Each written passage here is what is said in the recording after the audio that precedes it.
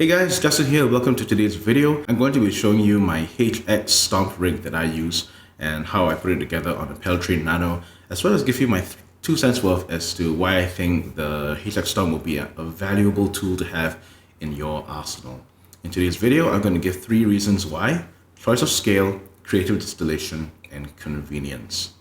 So I need to tell you a story about how I came to get in possession of HX Stomp and why I think I approach it the way I do. About a year ago, my wife got me a Helix, a full Helix floor. And this was because even though I told her I wanted the HX Stomp, which was new at the time, she decided to get me the big boy instead. Because I got the Helix floor, I was able to learn the architecture and the environment, to build patches, and to have that kind of unparalleled flexibility to the ins and outs, learning how the Helix worked. And then fast forward to May of this year when I graduated, she decided to buy me the HX Stomp as a graduation gift. So yes, my gear is very much funded by my wife. First up is choice of scale. Let's say you go to a gig and the stage is really small and you only have like maybe 2 or 3 minutes to set up before it's your turn to play on the stage. If you have a Helix floor, that's going to be a huge, you're going to have to be really quick on your feet to get it all set up. And I have used HX Stomp for situations where I know that the stage is going to be really tiny, or like I'm going to be allocated a very small space. And so this has saved me, number one, carrying to and fro, those tiny cramped stages. It's a lot easier to carry this around. And number two, I may not have the full Helix floor experience, but I've got Helix quality tones at my feet. Additionally, you may not need to have the full functionality of the Helix floor for every gig. There's some gigs where I only have, let's say, a basic guitar tone that has 1 overdrive, 1 delay, 1 reverb. And that's 3 blocks. And I think that if you're to choose wisely, you're able to save on transport, save on the hassle of bringing that big backpack and just go with a tiny form factor. I have put my HX Stomp rig onto a Pedal Train Nano format, and I'm going to show that to you right now. As you can see, my HX Stomp rig sits very comfortably on a Pedal Train Nano.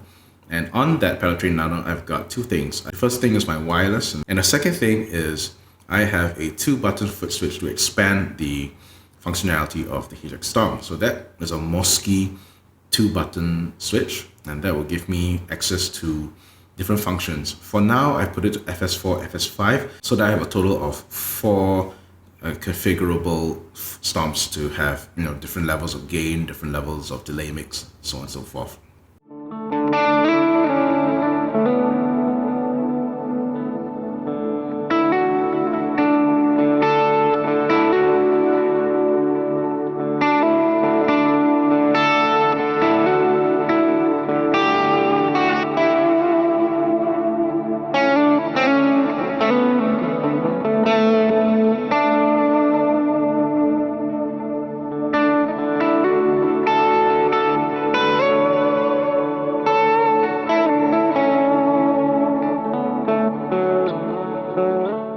The second reason why HX Stomp will be good for you is creative distillation. Having a Helix at your disposal will give you the creative freedom to have, let's say, 4 overdrives, 4 reverbs, 4 delays, and as many as your DSP chips can take. Now that can be up to 32 blocks or some crazy number with the super serial setup. But I think that with the HX Stomp, you're really forced to think of how to get your essential tone in 6 blocks. Do I really need 4 overdrives? Many a times on my HX Stomp patches, I only have 1 overdrive, and then I use the compressor to boost the front end of the overdrive to get more gain. And I also configure an amp gain switch to turn up the overdrive on the amp side. There's some amps that push into overdrive really nicely, and they've got some beautiful tones coming out of that. The Litigator is one such amp. Now, once you're able to get around 6 blocks, you then realize that you can free up that space to do many other things on the Helix. For example, there's some patches that really need me to have 2 or 3 different modulation or 2 or 3 different filter effects. Sometimes my keyboardist cannot make it. I've got to add in those filter sounds or those synth sounds. And if I do have the typical approach of 4/5 overdrives, 4/5 reverbs, I'm not going to have enough DSP or space in the signal chain to include those effects in. By limiting myself to 6 blocks for just a guitar tone, I've got so many other blocks to play around with for the times that I need to fill in those keyboard parts. And the other situation is when I need to fill in for the acoustic guitar player, and I need to have 2 separate signal paths for the acoustic and for the electric.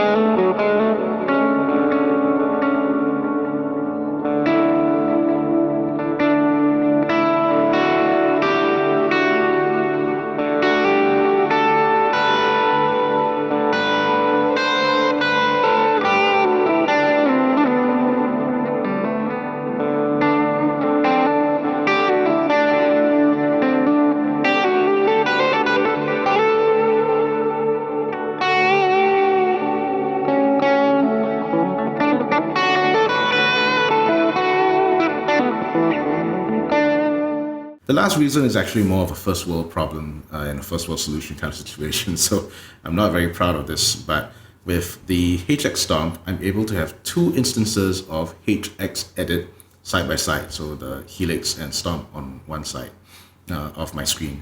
And the reason why I have this up is because when I'm building patches, sometimes I find it very irritating that when I want to create a patch and I want to have a drive sound from one patch and a reverb or delay sound from another patch, I got to keep saving that new preset and go back and forth between the various other patches that I have to copy and paste into the new patch.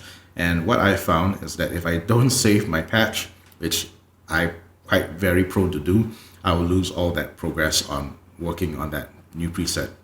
So what HX Stomp has allowed me to do is I have patches on HX Stomp for drives, delays, modulation, reverb. Like, think of it as the building blocks sort of patches from worship tutorials. And I have those on one side and I've got my main patch building on the other side. And what I will do is I'll copy the drives or modulation delay from the HX Stomp side and copy it over into my Helix. And vice versa, if I do want to create a Stomp patch where I have where I want an amp setting from, let's say, something from my Helix, I'm now able to just drag and drop those settings over, because in the 2.8 update, the Helix is now compatible with the HX Stomp and vice versa. And that's a pretty cool thing to have. That's it for me. Thank you for watching this video. If you do have any questions or comments, do post them in the comment box below and I'll get back to you as soon as I can. Additionally, if you want to find me on Facebook, Instagram, my socials are out there for you to take a look at, and I also have links in my description box below. Thank you for watching, and as always, this is Justin signing off.